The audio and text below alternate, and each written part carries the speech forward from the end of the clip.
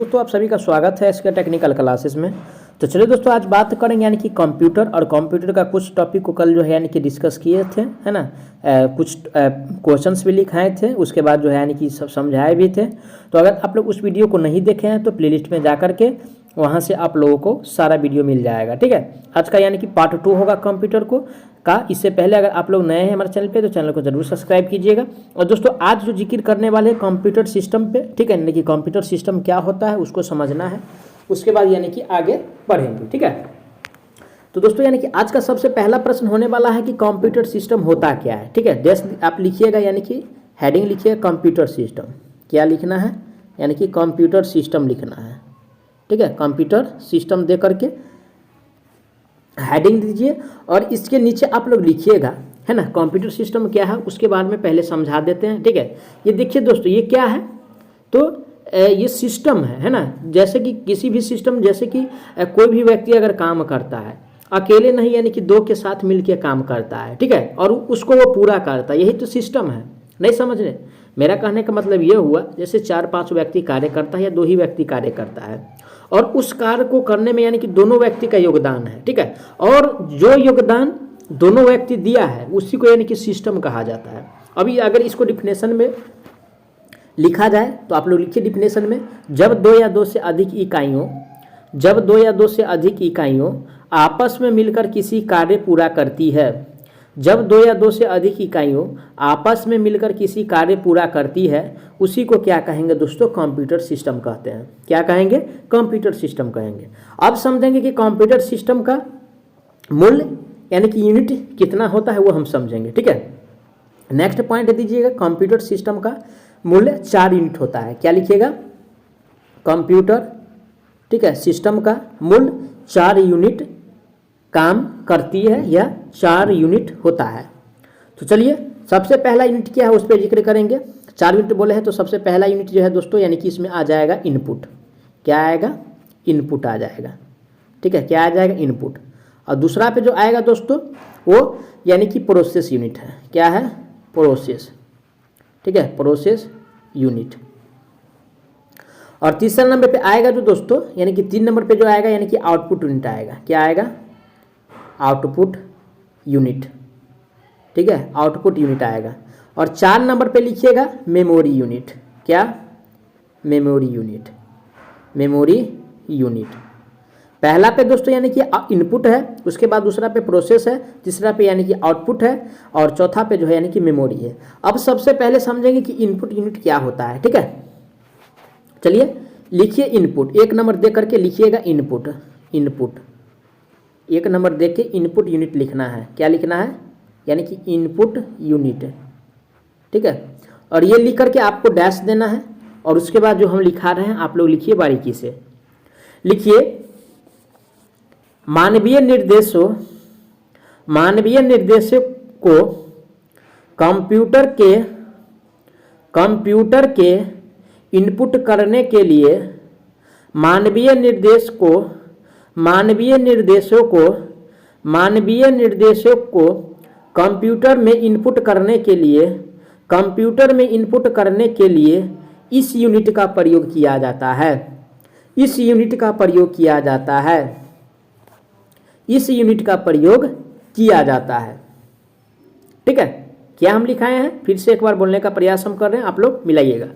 मानवीय निर्देशों को कंप्यूटर में इनपुट करने के लिए इस यूनिट का प्रयोग किया जाता है, ठीक है।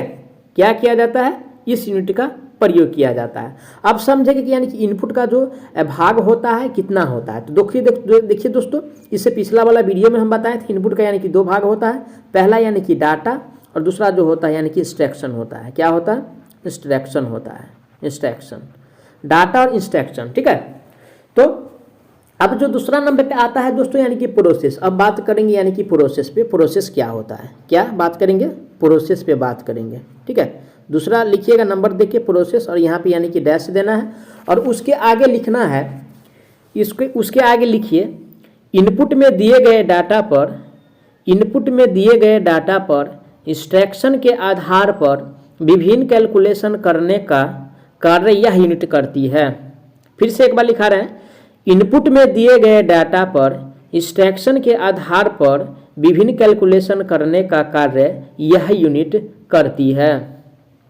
क्या लिखे हैं फिर से एक बार, इनपुट में दिए गए डाटा पर इंस्ट्रक्शन के आधार पर विभिन्न कैलकुलेशन करने का कार्य यह यूनिट करती है।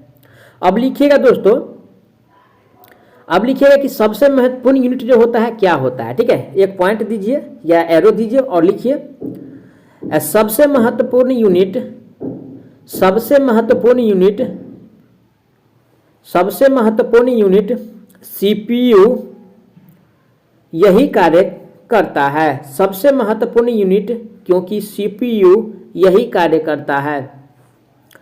उसके बाद अब लिखिएगा फिर से एक और एरो दे करके, कंप्यूटर की प्रत्येक एक्टिविटी को, कंप्यूटर की प्रत्येक एक्टिविटी को मैनेज तथा कंट्रोल करना, मैनेज तथा कंट्रोल करना, कंप्यूटर की प्रत्येक एक्टिविटी को मैनेज तथा कंट्रोल करना। फिर से एक और एरो देख लिखिए, सीपीयू मशीन लैंग्वेज के डाटा को, सीपीयू मशीन लैंग्वेज के डाटा को यूजर में समझाने योग्य लैंग्वेज, सीपीयू मशीन लैंग्वेज के डाटा को यूजर के समझाने योग्य लैंग्वेज में कन्वर्ट करता है, में कन्वर्ट करता है। इसीलिए इसे डिकोडर भी कहते हैं। क्या कहते हैं दोस्तों? डिकोडर भी कहा जाता है। देखिए स्क्रीन पे डिकोडर कैसे लिखते हैं। ठीक है, DECODER है ना। फिर से एक बार इसको बोलने का प्रयास कर रहे हैं, सीपीयू मशीन लैंग्वेज के डाटा को यूजर के समझने योग्य लैंग्वेज में कन्वर्ट करता है, इसलिए इसे डिकोडर भी कहते हैं। अब यानी कि तीसरा नंबर पे जो आता है दोस्तों, यानी कि आउटपुट आता है। क्या आता है? यानी कि आउटपुट आता है। ठीक है, आउटपुट आता है। अब आउटपुट देकर के यानी कि डैश देना है। इसमें लिखिएगा प्रोसेस यूनिट के द्वारा कैलकुलेशन करने के बाद प्राप्त रिजल्ट को, प्रोसेस यूनिट के द्वारा कैलकुलेशन करने के बाद प्राप्त रिजल्ट को देने के लिए इस यूनिट का प्रयोग होता है। प्रोसेस यूनिट के द्वारा कैलकुलेशन करने के बाद प्राप्त रिजल्ट को देने के लिए इस यूनिट का प्रयोग होता है। इसी को क्या कहेंगे दोस्तों? आउटपुट कहेंगे। अब एक डैश देकर के लिखिए, डैश दे के लिखना है सभी आउटपुट डिवाइस यही कार्य करती है। क्या लिखिएगा? सभी आउटपुट डिवाइस, सभी आउटपुट डिवाइस यही कार्य करती है, यही कार्य करती है। ठीक है, सभी आउटपुट डिवाइस यही कार्य करती है। अब दोस्तों एक और डैश दे के लिखिएगा, कंप्यूटर को यूजर से कम्युनिकेशन करवाने के लिए, कंप्यूटर को यूजर से कम्युनिकेशन करवाने के लिए आउटपुट डिवाइस का यूज होता है। कंप्यूटर को यूजर से कम्युनिकेशन करवाने के लिए आउटपुट डिवाइस का यूज होता है। किसका यूज होता है दोस्तों? आउटपुट डिवाइस का। अब ये 3 नंबर खत्म हो गया। अब जो नेक्स्ट आता है 4 नंबर पे वो मेमोरी आता है। क्या आता है? मेमोरी आता है। ठीक है, और मेमोरी यूनिट दे करके क्या करना है? डैश देना है। ठीक है, अब लिखिए इसमें, कंप्यूटर में डाटा को प्रोसेस करते समय, कंप्यूटर में डाटा को प्रोसेस करते समय या प्रोसेस से पहले, या प्रोसेस से पहले अस्थायी रूप से तथा प्रोसेस करने के बाद अस्थायी रूप से स्टोर करने के लिए मेमोरी की आवश्यकता होती है, मेमोरी की आवश्यकता होती है। फिर से आप लोग दोस्तों मिलाइएगा, कंप्यूटर में डाटा को प्रोसेस करते समय, कंप्यूटर में डाटा को प्रोसेस करते समय या प्रोसेस से पहले अस्थायी रूप से, अस्थायी लिखिएगा पहले, है ना, अस्थायी, क्या बोले हैं? अस्थायी रूप से तथा प्रोसेस करने के बाद अस्थायी, क्या लिखिएगा? प्रोसेस करने के बाद अस्थायी, ठीक है, रूप से स्टोर करने के लिए मेमोरी की आवश्यकता होती है। ठीक है, अब समझेंगे दोस्तों यानी कि अब समझना है कि मेमोरी यूनिट का जो प्रकार होता है, ठीक है, मेमोरी यूनिट का जो प्रकार होता है उसको हमको समझना है, ठीक है, मेमोरी यूनिट। तो दोस्तों ये दो प्रकार का होता है, ठीक है। पहला जो होता है यानी कि प्राइमरी मेमोरी, क्या होता है, प्राइमरी मेमोरी होता है, इसके बारे में हम जिक्र किए थे। और दूसरा जो होता है यानी कि सेकेंडरी मेमोरी होता है। पिछला वाले वीडियो में हम इसके बारे में जिक्र किए थे, प्राइमरी मेमोरी क्या होता है, सेकेंडरी मेमोरी क्या होता है, ठीक है। प्राइमरी मेमोरी क्या है दोस्तों, और अस्थायी है, जबकि सेकेंडरी मेमोरी क्या है, अस्थायी मेमोरी है ना। अब चलिए नेक्स्ट यानी कि टॉपिक लिखिएगा। अब यानी कि नेक्स्ट टॉपिक लिखिएगा या एरो देके ही लिखिए, है ना, टॉपिक नहीं एरो ही देके लिखिए। कंप्यूटर के बेसिक बुनियादी ऑपरेशन, कंप्यूटर के बेसिक बुनियादी ऑपरेशन, एमआई करके लिखिए इस क्वेश्चन को, भूलना नहीं है कभी भी। कंप्यूटर के बेसिक बुनियादी ऑपरेशन बराबर में लिखिएगा आईपीओ। ये लिखने के बाद बराबर में लिखिए आईपीओ, जिसको क्या कहेंगे, इनपुट प्रोसेस आउटपुट। आई का मतलब इनपुट, ठीक है, पी का मतलब प्रोसेस, ओ का मतलब आउटपुट, समझे, आईपीओ। अब क्वेश्चन में पूछ सकता है कि कंप्यूटर का बेसिक बुनियादी ऑपरेशन क्या है, तो यानी कि इनपुट प्रोसेस आउटपुट ऑप्शन में रहेगा, उसको टिक करना है, 1 नंबर पाना है ना। अब चलिए अब एक और एरो देकर लिखिएगा। कंप्यूटर में डाटा प्रोसेस चक्र, कंप्यूटर में डाटा प्रोसेस चक्र लिखिएगा, कंप्यूटर, ठीक है, कंप्यूटर में डाटा प्रोसेस चक्र, और इसके बराबर में लिखिए दोस्तों आईपीओएस। इसका फुल फॉर्म क्या हुआ, आई का मतलब इनपुट, पी का मतलब प्रोसेस, इसका मतलब आउटपुट, और एस का मतलब यहाँ पे क्या लिखिएगा दोस्तों, एस का मतलब क्या लिखना है, यहाँ पे सेकेंडरी लिखना है ना। क्या लिखना है, एस का मतलब स्टोरेज, यानी कि इनपुट, आई का मतलब इनपुट, पी का मतलब प्रोसेस, ओ का मतलब आउटपुट, एस का मतलब यानी कि स्टोरेज, समझे।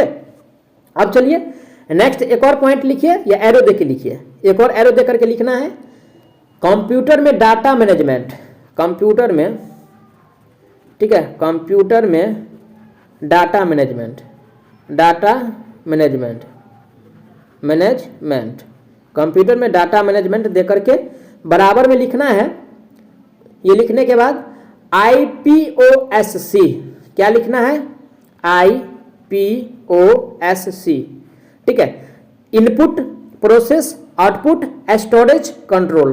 क्या हुआ, आप लोग लिखिएगा फुल फॉर्म इसके आगे, input process output storage control, है ना। अब यानी कि एक और यानी कि एरो लिखिए, ठीक है, एरो दे करके लिखिए, डबल एरो दे करके लिखिएगा। इसमें लिखिए computer architecture versus computer organisation, है ना। Computer architecture versus computer organisation के बारे में हमको समझना है। अब समझेंगे, सबसे पहले दोस्तों लिखिएगा, उसके नीचे एक और डैश देके लिखिए, कंप्यूटर का आर्किटेक्चर बनाने के बाद ही ऑर्गेनाइजेशन, लिखिएगा कंप्यूटर का आर्किटेक्चर बनाने के बाद ही, लिखिए कंप्यूटर का आर्किटेक्चर बनाने के बाद ही ऑर्गेनाइजेशन, कंप्यूटर का आर्किटेक्चर बनाने के बाद ही ऑर्गेनाइजेशन बताता है कैसे करना है, बताता है कैसे करना है। फिर से एक बार, कंप्यूटर का आर्किटेक्चर बनाने के बाद ही ऑर्गेनाइजेशन, कंप्यूटर का आर्किटेक्चर बनाने के बाद ही ऑर्गेनाइजेशन बताता है कैसे करना है। अब चलिए एक और एरो देके लिखिए इसके नीचे, आर्किटेक्चर हार्डवेयर को डिनोट करता है। आर्किटेक्चर, देखिए दोस्तों आर्किटेक्चर लिख देते हैं, ARCHITECHURE,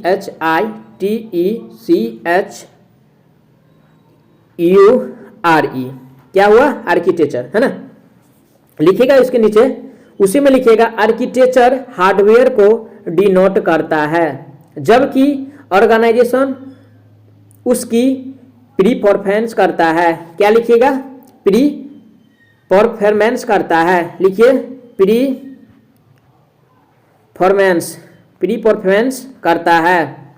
अब नेक्स्ट पॉइंट लिखिएगा या एक और नीचे एरो देकर लिखना है, कंप्यूटर के वैचारिक डिजाइन को आर्किटेक्चर, कंप्यूटर की वैचारिक डिजाइन को आर्किटेक्चर कंप्यूटर के वैचारिक डिजाइन को आर्किटेक्चर, जबकि जबकि जबकि सभी जबकि लिखिएगा फिर से एक बार, कंप्यूटर के वैज्ञानिक डिजाइन को आर्किटेक्चर, जबकि सभी भागों के बीच कम्युनिकेशन को ऑर्गेनाइजेशन कहते हैं। जबकि सभी भागों के बीच कम्युनिकेशन को ऑर्गेनाइजेशन कहते हैं। कम्युनिकेशन ऐसे लिखिएगा, कम्युनिकेशन, है ना।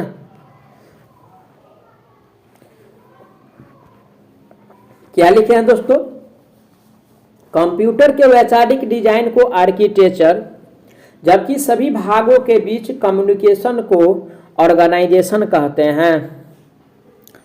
ठीक है, अब चलिए नेक्स्ट एरो दे करके लिखना है। नेक्स्ट एरो दीजिए और लिखिए सीपीयू। सीपीयू इसका फुल फॉर्म पहले लिख लीजिए, central processing unit. Central processing unit, central process unit. अब इसी में लिखिएगा, इसे processor, micro processor, monolithic chip, VLSI भी कहा जाता है। इसका फुल फॉर्म लिखने के बाद उसी में लिखिएगा, एक बार फिर से बोलते हैं इसका full form, central processing unit. ठीक है, उसके बाद यानी कि लाइन दीजिए और लिखिए इसे प्रोसेसर कॉमा दीजिए, माइक्रो प्रोसेसर कॉमा दीजिए, उसके बाद मोनोलिथिक चिप, फिर कॉमा दीजिए, VLSI भी कहा जाता है। ठीक है, अब समझना है कि सीपीयू को जो यानी कि सीपीयू जो वर्क करता है किस आधार पे करता है, वो सब एक और डैश देकर लिखिए उसी में, या उसी में लिख लीजिए। सीपीयू को मदरबोर्ड पर सॉकेट में लगाया जाता है। सीपीयू को मदरबोर्ड पे, किस पे? मदरबोर्ड पे लिखिएगा, सीपीयू को मदरबोर्ड पे सॉकेट में लगाया जाता है। सॉकेट में लगाया जाता है। यह कंप्यूटर के प्रत्येक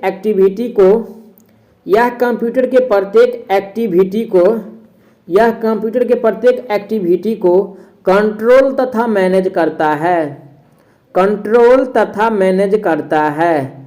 इसीलिए इसे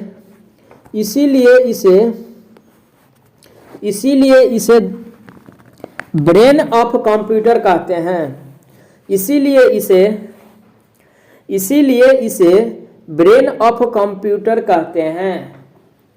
इसीलिए इसे ब्रेन ऑफ कंप्यूटर कहते हैं। इसे बनाने के लिए सेमीकंडक्टर डिवाइस का प्रयोग किया गया। इसीलिए इसे बनाने के लिए सेमीकंडक्टर डिवाइस का प्रयोग किया गया, है ना। अब लिखिएगा फिर से इसी में, या डैश देकर के लिखिए या एरो देकर के लिखिए, जैसे लिखना है वैसे लिख लीजिए। इसमें लिखिएगा, विश्व में सर्वाधिक सीपीयू निर्माता कंपनी, विश्व में सर्वाधिक सीपीयू निर्माता कंपनी आईटेल, क्या है? INTL लिखिएगा। उसके बाद इनकॉर्पोरेशन, इंटेल इनकॉर्पोरेशन, क्या लिखना है? Intel incorporation. अब चलिए फिर से एक और डैश देकर के लिखिए, एक और डैश देकर के नीचे, विश्व का पहला सीपीयू, विश्व का पहला सीपीयू लिखिएगा, सीपीयू। विश्व का पहला सीपीयू दोस्तों जो है यानी कि इंटेल 4004 है। क्या लिखना है? 4004। नीचे डैश देके लिखिए, विश्व का पहला सीपीयू इंटेल 4004। इसका जो निर्माण हुआ था दोस्तों उसी में लिखिएगा, यानी कि निर्माण जो हुआ था सीपीयू का इंटेल 4004 का 1970 में, ठीक है, 1970 में। जबकि इसका अगर साइज की बात किया जाए तो 4 बिट, ठीक है, 4 बिट का सीपीयू। कितना बिट का? 4 बिट का सीपीयू, ठीक है। अब यानी कि समझना है इंटेल जो कंपनी है, क्या इंटेल जो कंपनी है, और ये कंपनी आई सीरीज का प्रोसेसर बनाती है। कौन सा सीरीज? आई सीरीज का। ध्यान दीजिएगा, क्वेश्चन से पूछ सकता है इंटेल किस सीरीज का प्रोसेसर बनाती है, तो आई सीरीज का। आई का मतलब क्या होता है? आइटेनियम। आई का मतलब लिख लीजिए, आइटेनियम। ठीक है, इटेनियम। अब नेक्स्ट टॉपिक या नेक्स्ट यानी कि एरो दे के लिखिए, इंटेल कंपनी की कंपटीटर लिखिएगा COMPETETOR। ठीक है, competitor AMD advance micro device, यानी कि AMD का फुल फॉर्म लिखिएगा, AMD लिख करके इसके क्वेश्चन में लिख लीजिए एडवांस माइक्रो डिवाइस। क्या लिखना है? Advance micro device, advance micro device क्या है? AMD। और उसी में लिखिएगा, फिर से उसी में लिखना है कंपनी है, उसके आगे लिखिए कंपनी है। ठीक है, फिर से बोल रहे हैं, इंटेल कंपनी की कंपटीटर AMD कंपनी है जो, लिखिएगा कंपनी है जो राइजन सीरीज के प्रोसेसर बनाती है। किसका? Ryzen, RYZEN series, Ryzen series के प्रोसेसर बनाती है, राइजन सीरीज के प्रोसेसर बनाती है, राइजन सीरीज के प्रोसेसर बनाती है। फिर से लिखिए डैश दे करके। अब मोबाइल प्रोसेसर की निर्माता कंपनी के बारे में बात करने वाले हैं। लिखिएगा मोबाइल के प्रोसेसर की निर्माता कंपनी, मोबाइल के प्रोसेसर की निर्माता कंपनी क्वालकॉम। क्या है? क्वालकॉम। इसका फुल फॉर्म लिख लीजिए कोष्ट में, क्वालिटी कम्युनिकेशन। क्वालकॉम का फुल फॉर्म लिखिए, क्वालिटी कम्युनिकेशन है। जो लिखिएगा उसी में, जो स्पेंडाग्राम प्रोसेसर बनाती है, स्पेंडाग्राम प्रोसेसर बनाती है। कौन सा प्रोसेसर? मोबाइल कंपनी का स्पेंडाग्राम प्रोसेसर। अब चलिए नेक्स्ट यानी कि एरो देकर के लिखना है, सीपीयू का पहली बार प्रयोग किसका? सीपीयू का पहली बार प्रयोग फोर्थ जनरेशन लिखिएगा, फोर्थ है ना, फोर्थ जनरेशन कोष्ट में लिख लीजिए 1975 से 89 है ना, लिख लीजिएगा 1975 से 1989 में VLSI के रूप में किया गया था, VLSI के रूप में किया गया था। अब लिखिएगा उसी में, इसीलिए इसे चौथी पीढ़ी का मुख्य पुर्जा भी कहते हैं। इसीलिए सीपीयू को, इसीलिए इसे मुख्य पुर्जा भी कहा जाता है। किस पीढ़ी का दोस्तों? चौथी पीढ़ी का, है ना, इसीलिए इसे चौथी पीढ़ी का मुख्य पुर्जा भी कहा जाता है। ठीक है, अब नेक्स्ट यानी कि एरो देकर के लिखना है, नेक्स्ट एरो देकर के लिखना है, सीपीयू के क्षमता को बढ़ाने के लिए, लिखिए एरो देकर के, सीपीयू के क्षमता को बढ़ाने के लिए इसमें कंट्रोल यूनिट की संख्या को बढ़ा दिया जाता है। सीपीयू के क्षमता को बढ़ाने के लिए इसमें कंट्रोल यूनिट की संख्या को बढ़ा दिया जाता है, जिसे क्या कहेंगे दोस्तों? यानी कि कोर कहा जाता है। क्या? कोर कहा जाता है। फिर से एक बार बोल रहे हैं, आप लोग मिलाइएगा, सीपीयू के क्षमता को बढ़ाने के लिए इसमें कंट्रोल यूनिट की संख्या को बढ़ा दिया जाता है, जिसे कोर कहा जाता है, जिसे कोर कहा जाता है। क्या कहा जाता है? जिसे कोर कहा जाता है। दोस्तों यानी कि क्वेश्चन पूछा जाएगा कि सीपीयू की क्षमता को कैसे यानी कि बढ़ाएंगे, है ना। तो क्या करके बढ़ा सकता है, तो काउंटर यूनिट की संख्या को अगर बढ़ा दिया जाएगा तो यानी कि सीपीयू का क्षमता क्या होगा, बढ़ जाएगा। एक और लिखिएगा इसमें सबसे, यानी कि डैश दे करके लिखिए, भारत का पहला स्वदेशी माइक्रो प्रोसेसर, भारत का पहला स्वदेशी, ठीक है, स्वदेशी, भारत का पहला स्वदेशी माइक्रो प्रोसेसर, भारत का पहला स्वदेशी माइक्रो प्रोसेसर। उसके बाद लिखिएगा जो है यानी कि शक्ति है, SHAKTI, क्या लिखिएगा, भारत का पहला स्वदेशी माइक्रो प्रोसेसर शक्ति। अब समझेंगे कि इसका निर्माण, उसी के नीचे लिखिएगा निर्माण जो हुआ था इसका, ठीक है ना, निर्माण जो हुआ था माइक्रो प्रोसेसर शक्ति का 2019 में। कब, 2019 में। निर्माता की अगर बात किया जाए तो IIT मद्रास, क्या लिखिएगा, IIT मद्रास, ठीक है। उसी के नीचे लिखिए श्रेणी, क्या लिखना है, श्रेणी, और श्रेणी पर लिखना है RISC 4, क्या लिखना है, IRSC 4। इसका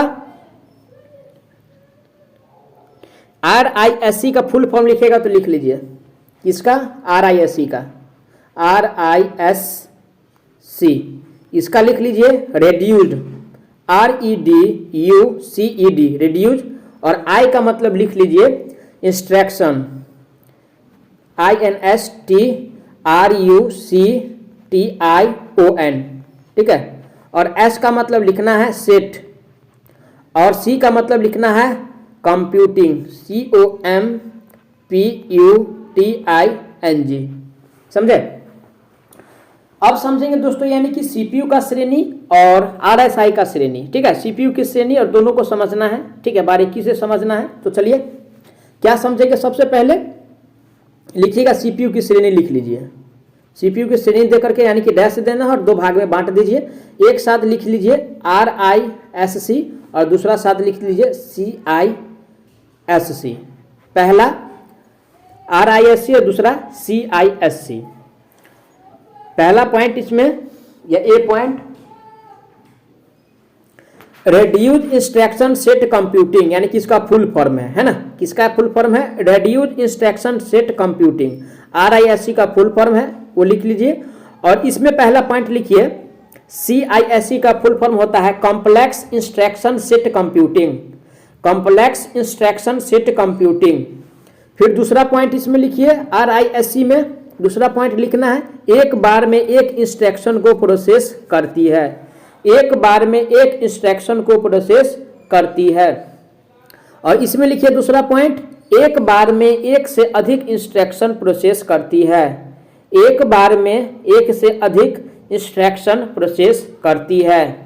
अब फिर से लिखिएगा RISC में तीसरा नंबर पे लिखिएगा कोई इंस्ट्रक्शन जितना छोटा होगा, कोई इंस्ट्रक्शन जितना छोटा होगा उतना ही जल्दी प्रोसेस होगा, कोई इंस्ट्रक्शन जितना छोटा होगा उतना ही जल्दी प्रोसेस होगा। अब तीसरा नंबर पे इसमें लिखिए CISC में तीसरा नंबर पे लिखिएगा इंस्ट्रक्शन का ग्रुप जितना छोटा होगा, इंस्ट्रक्शन का ग्रुप जितना छोटा होगा उतना ही जल्दी प्रोसेस होगा, उतना ही जल्दी प्रोसेस होगा। RISC में 4 नंबर पे लिखिए स्लो, क्या है ये, स्लो है। और इसमें लिखिएगा CISC में यानी कि 4 नंबर पे इसमें लिखिएगा फास्ट, FAST, फास्ट लिखिएगा, ठीक है। अब लिखिए फिर से यानी कि 5 नंबर पे एग्जाम्पल में लिखिएगा RISC में यानी कि जैसे में देकर के लिखना है या एग्जाम्पल दे करके SHAKTI, ठीक है। और इसमें लिखिए जैसे I सीरीज, एग्जाम्पल दे करके या जैसे दे करके लिखना है, लिखिए I सीरीज, क्या, I सीरीज, ठीक है, लिख लिया I सीरीज। तो दोनों में यानी कि अंतर हो गया, ठीक है। अब समझेंगे यानी कि सीपीयू के भाग, है ना, सीपीयू का जो भाग होता है, कौन कौन भाग होता है सीपीयू का, उस पर यानी कि बात करेंगे। किसका भाग, सीपीयू का। तो देखिए इसमें जो होता है दोस्तों यानी कि इसका 3 भाग होता है। जैसे कि ए बी और सी, ए बी और सी। ए में जो आएगा यानी कि ALU आएगा, क्या आएगा ALU, जिसका यानी कि फुल फॉर्म होता है अर्थमेटिक एंड लॉजिक यूनिट। क्या होता है ARTHMATIC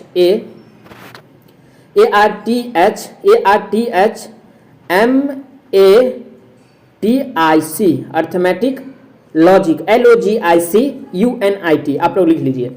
और बी पे जो आएगा दोस्तों यानी कि CU आता है, या नंबर भी आप दे सकते हैं 1 2 3, यानी कि 3 इसका यूनिट होता है, ALU होता है, CU होता है, और एक जो होता है दोस्तों तीसरे नंबर पे आता है, इसका जो फुल फॉर्म लिख लीजिए CU का control unit, CONTROL control unit UNIT। अब लिखिए सी पे जो आएगा यानी कि तीसरा नंबर पे जिसको कहेंगे रजिस्टर आता है, REGISTER रजिस्टर, है ना। तीसरा नंबर पे क्या है रजिस्टर है। तो अब क्या है यानी कि सबसे पहले समझेंगे कि ALU क्या होता है, CU क्या होता है और रजिस्टर क्या होता है ना। तो चलिए सबसे पहले यानी कि डैश दीजिएगा, ए नंबर करके लिखिए, 1 नंबर करके लिखिए ALU है ना, इसको डैश दे के लिखना है। कैलकुलेशन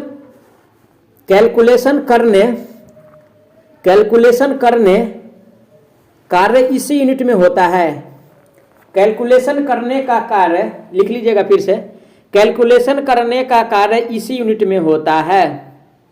कैलकुलेशन करने का कार्य इसी यूनिट में होता है। देखिए अर्थमेटिक कैलकुलेशन दे करके लिखना है ARTHMATIC